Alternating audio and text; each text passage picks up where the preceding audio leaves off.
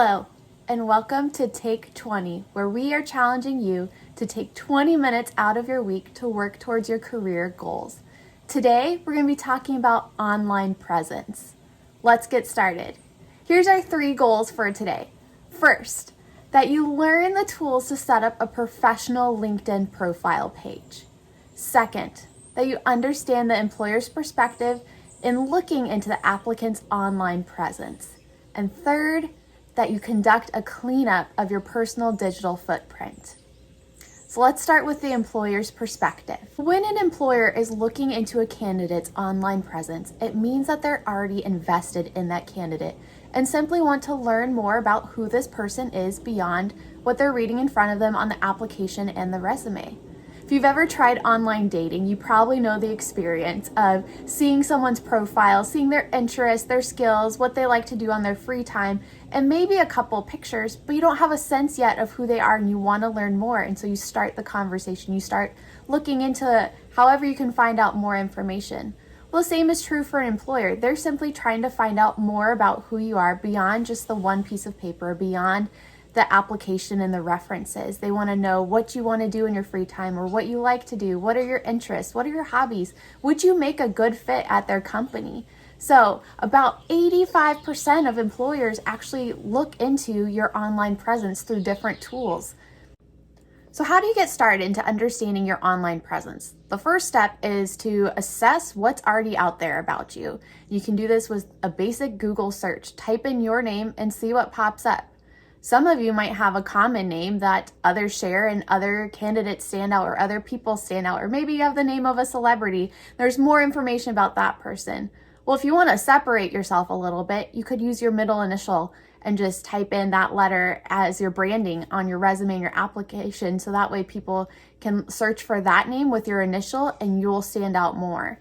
If there are things that are popping up that you don't want them to see, you'll want to look into that, and we'll talk about how to clean up that digital footprint later on. But more than likely, it's going to be your LinkedIn profile page that stands out and will pop up as one of the first things. And to really have that come as the top thing that's searchable, you want to make sure that your LinkedIn profile is active, that you're actively engaging on it and utilizing it, so that way your ranking will increase in the Google search engine. This search may be more prevalent now in the days of COVID-19, where employers are looking to learn more about the candidates when they can't meet in person right now. So to beef up your online presence is going to be very key to your success in getting hired and to helping the employer learn about what you would bring to the table if they were to hire you. Some industries you may want to consider not only looking at your LinkedIn profile and social media channels, but you may also need to create a digital profile to showcase some of your work. So look into your industry and see if a digital profile would help enhance, or a personalized website would help add to that as well. So let's talk about LinkedIn. Whether you are an undergraduate student, a graduate student, an alumni, or just a community member from Concordia who's transitioning in your career or launching your career, wherever you're at in your career path, LinkedIn is a beneficial tool, and I want to walk you through some key components of how you can make the most out of setting up your LinkedIn profile. There's a lot more that we can talk about of how you can use LinkedIn as a search engine to find jobs, as a networking tool, and we'll talk about that in our job search strategy webisode coming up. But for today, we're just going to focus on how to set up your profile and make sure it's a solid profile that stands out. About 85% of employers say online profiles influence their hiring decisions. That's a huge percentage, which means that you really want to make sure that yours stands out, that it looks fresh, and that it tells your story, paints a picture of who you are as an employee and as a person. This can be much more than what you presented on your resume, and so some people might think that LinkedIn is simply a lengthier resume, when actually it's telling your story. It's much more than just a resume. There are some resume components that translate over, but there's more opportunities to really sell who you are. The main components of LinkedIn are your headshot, your title or headline, your summary, your experience, education, organizations or groups, and any recommendations. We'll focus on all of these except for the recommendations.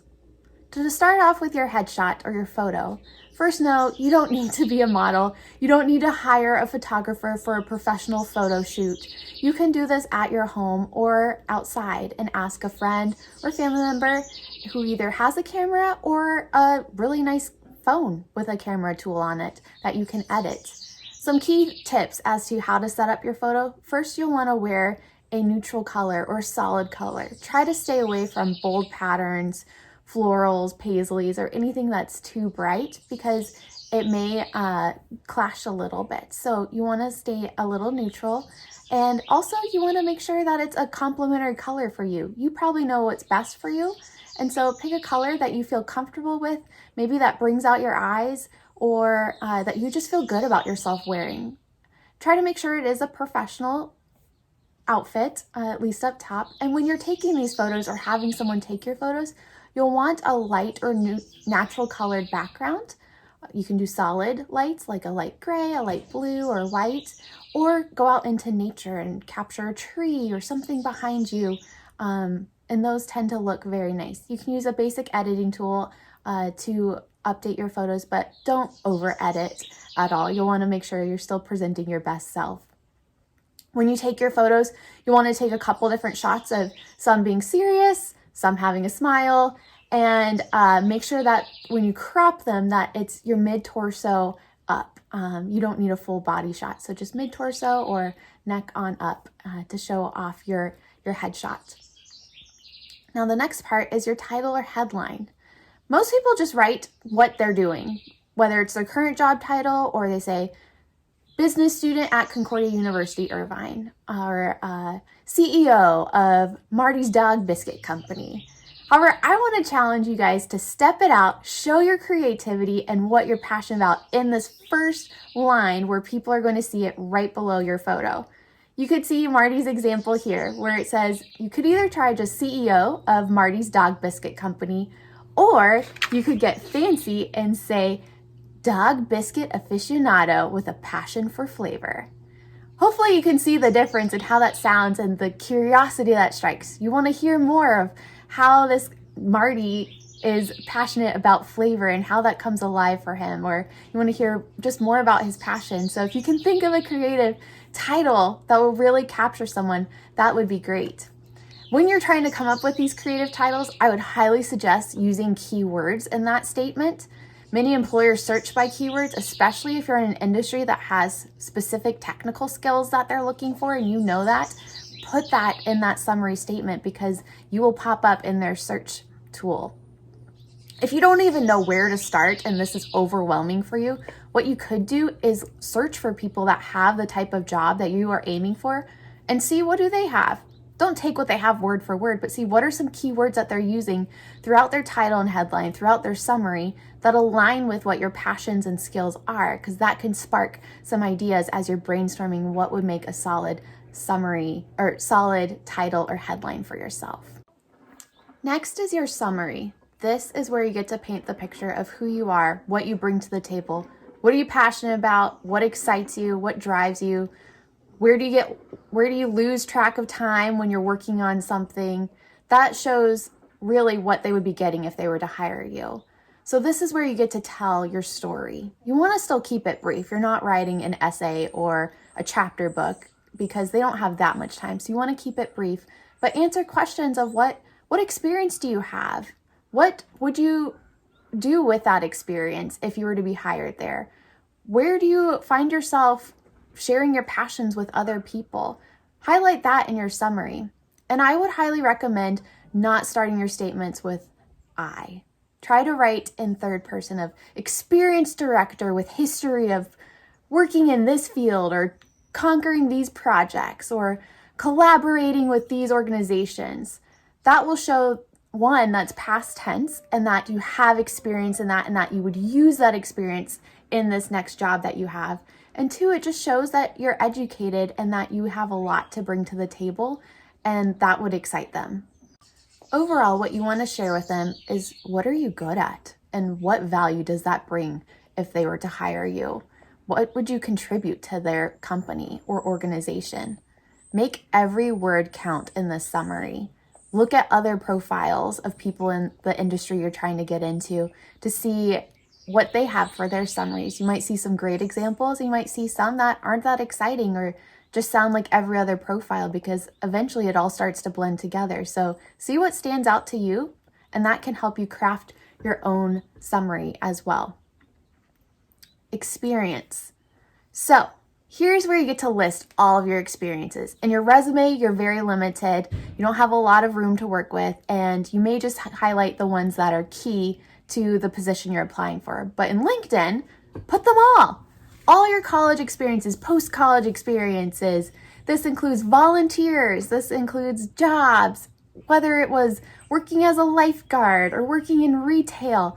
That will expand your network of people that you're connected with, and it will help you connect with more employers based on your experience. They may find that you have someone in common that you've worked together with, and that might help speak to your reputation and your value and what kind of worker and employee you are. So list it all there. With education, which is our next component, include all of your college experiences, graduate experiences, whether you did community college, you transferred colleges, you started at one grad school, finished at another grad school, you're working on your doctorate at another one. Include all of those in here, because again, that furthers your connections, it highlights your educational experience, and really helps you stand out. So you'll want to include every educational endeavor that you've taken on. Then finally, there's organizations and groups. Let's say you're really involved in your church or really involved with a nonprofit in your community, or maybe you've been a part of a club at your university. These are things to include there and to highlight that you go above and beyond. You're someone that's committed, you're someone that's involved, and you can list off some of the roles, the duties, the tasks, the connections, the collaborations, how you served others. Include any of those values or things that are at the heart of what make you you in those organizations, and what you did for them, or why you serve them, or why you are currently serving them, and how you continue to do that. You can highlight that all in organization. The last part that I want to talk about with LinkedIn is being intentional with joining groups. Search for groups that align with where you're trying to hire or what you're passionate about. Maybe it's women in leadership, or maybe it's men in ministry, or maybe it's law enforcement or marketing gurus. Whatever you are interested into getting into, join those groups, search for them, and build those connections, and then actively participate in the conversations and the dialogue that they're facilitating. And if there isn't any dialogue taking place yet, try initiating it. Come up with your own articles, blogs, or share ideas, concepts. Try to initiate that conversation to show that you are actively involved and engaged in these topics that your industry cares about. That will help expand your network on LinkedIn, but also show that you have a very active online presence. Our last piece today is social media cleanup. Maybe you were like me, and in junior high, you found a new social media tool that had just come out, and so you created an account. For me, it was a nickname that I had as a middle school student that I thought was cute and fun, and so that was the name of my account, and you could see all the music that I liked in junior high and the things that I was interested in, which don't really apply to me as much today, although I do like some nostalgic 90s music. But that account I no longer use. I can't remember the last time I've looked at it, but I know it's still there. So your first step is to deactivate old accounts that maybe you started years ago or that you haven't looked at, or maybe it just shows a different part of your life that may not be true today. So go through and deactivate any old accounts, or maybe you started multiple accounts in junior high because you thought that you were going to be the next trend that went viral on YouTube channels or something like that. So go through those and see if there's any old things that you no longer agree with, or maybe just don't represent who you are today, and deactivate those old accounts. I want to say this though, when you are doing your digital cleanup, about 45% of employers are going to use this to guide their hiring decision. However, don't feel like you have to hide who you are. You still want to be yourself, because you want to have a mutual relationship where they understand who you are and what they're getting when they hire you. So don't feel like you have to hide who you truly are, but you do want to present your best self at the same time. So deactivate old accounts is the first step, but also still be yourself. That leads to my second point. Verify that your profile picture is professional. Now let's go back to my example of Marty. Here you can see what he looks like on LinkedIn. He has the glasses, the white background, looks like a professional headshot. However, Facebook and Instagram, they may not be professional headshots. They still are professional feeling, but also provide an insight into what he's interested in. He loves playing. He loves giving hugs, or you can see the different interactions. And so you don't have to pick just the same headshot over and over. This is a chance for them to see different sides of who you are and what some of your values are, what some of your interests are. Just make sure they're appropriate pictures. You don't want pictures out there that you don't want your employer to see. So if you have question or if there's ever any doubt, just remove it. Don't even dwell on it and pick something else that better highlights who you are. Which leads me to my next point. Number 3, delete all inappropriate or questionable pictures, and not just pictures, comments or groups that you followed that are inappropriate. Look at those, take some time and scrub out anything that is inappropriate or within question, might not align with your organization's values. This includes what you've liked in the past. And the last step is follow. So everything else was about cleaning up your digital footprint. This one is expand your network. Follow those leaders in your industry that inspire you, or that you want to follow an organization that you're interested in so you can learn more about it and what they're looking for. Find those in your industry and start following them, and you'll discover more as you see who they're connected with, who they're networking, who follows them, or who are they following, and that will spread your network out. Now that we've talked through the employer's perspective, the components of a LinkedIn profile page, and how to conduct a social media cleanup, here's your next steps if you want to really develop a strong online presence. First is download our resource, CUI LinkedIn. That will help you get some tools more specifically of how to set up your profile page, a little bit of a checklist of what goes into that and some tips, as well as how to use it for job search and for networking and expanding that out more than what we were able to talk about today. So download that is step number 1. Step number 2 is if you've never started your LinkedIn profile page, or maybe you just opened an account and haven't added anything to it, or you could be someone who is looking to transition in your career, now's the time to update that. So take some time, update your LinkedIn profile page or get it started. And then once you've done that, you can get feedback and have it reviewed either through our office, or there's an organization, a website that you can go to and develop a free account. resumeworded.com. You can sign up for your free account and link your LinkedIn profile page after you've completed it, and they will give you feedback as to what sense they're getting from you and what recommendations, what areas of your profile page are strong and what needs some work.